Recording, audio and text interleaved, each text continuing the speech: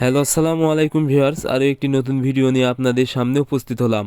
আজকের ভিডিওতে মূলত আমি আলোচনা করব, যদি মুরগির আমশয় হয় তাহলে আপনারা কিভাবে বুঝবেন, এবং যদি আমশয় হয় তাহলে কম খরচে কিভাবে ভালো করবেন বা কিভাবে সুস্থ করবেন। আপনারা কিন্তু অনেকে লেয়ার, সোনালী ব্রয়লার বা দেশি মুরগি পালন করে থাকেন। এই মুরগির কিন্তু অনেক সময় দেখা যায় আমশয় হয়, কিন্তু আপনারা অতটা গুরুত্ব দেন না, যার ফলে মুরগি মারা যায় বা মুরগি মারা গেলে কিন্তু আপনারা আর্থিকভাবে অনেক ক্ষতিগ্রস্ত হয়ে যান। সেক্ষেত্রে যদি আপনারা কিছু ঔষধ ব্যবহার করেন বা কম খরচে কিছু ওষুধ দেন, আশা করি আপনাদের মুরগি আমশয় হবে না, বা আমশয় যদি হয়ে যায় সেক্ষেত্রে অল্প কিছু টাকা খরচ করলে কিন্তু আপনারা মুরগিকে সুস্থ করতে পারবেন। এখন আপনাদেরকে বুঝতে হবে আসলে কিভাবে বুঝবেন আমশয় হয়েছে মুরগির। আমশয় কিন্তু দুইভাবে বোঝা যায়।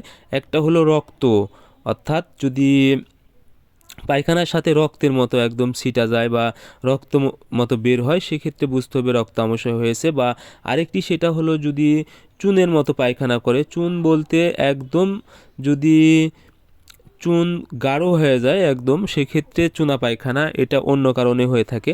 কিন্তু যদি আমশ হয় তাহলে একটু লেলচে লেলচে ভাব থাকবে, সেক্ষেত্রে বুঝতে হবে যে আমশয় হয়েছে, বা হালকা পাতলা পাতলা ভাব থাকবে। সো আপনাদেরকে যে কোনো আমশয় হলেই কিন্তু মুরগিকে খুব দ্রুত ওষুধ দিয়ে সুস্থ করতে হবে, কারণ এই আমশয় হলে কিন্তু আমশয় থেকে গাম্বুরা বা রানীক্ষেতের রোগ হতে পারে, এবং আমশয় হলে কিন্তু মুরগির খাওয়ার রুচি কমে যাবে এবং মুরগি কিন্তু দুর্বল হয়ে যাবে বা ওজন কমে যাবে। সেক্ষেত্রে মুরগি মারা যাওয়ার সম্ভাবনা অনেক বেশি থাকে এবং মুরগি কিন্তু মারা যায়। এখন আপনাদেরকে যদি যেন রক্ত আমশয় না হয়, সেক্ষেত্রে 12 থেকে 14 দিন বয়সের মধ্যে যদি একটা প্রিভেন্টিভ ডোজ করতে পারেন আমশয়ের, সেক্ষেত্রে আপনাদের যদি অল্প মুরগি হয় সেক্ষেত্রে ESB3 বা অ্যাম্প্রোল ইপি, এগুলোর কিন্তু অনেক ছোটো প্যাক পাওয়া যায়, মাত্র 15 থেকে 20 টাকা দামের ভিতর কিন্তু আপনারা ওষুধ পেয়ে যাবেন যদি অল্প সংখ্যক মুরগি হয়।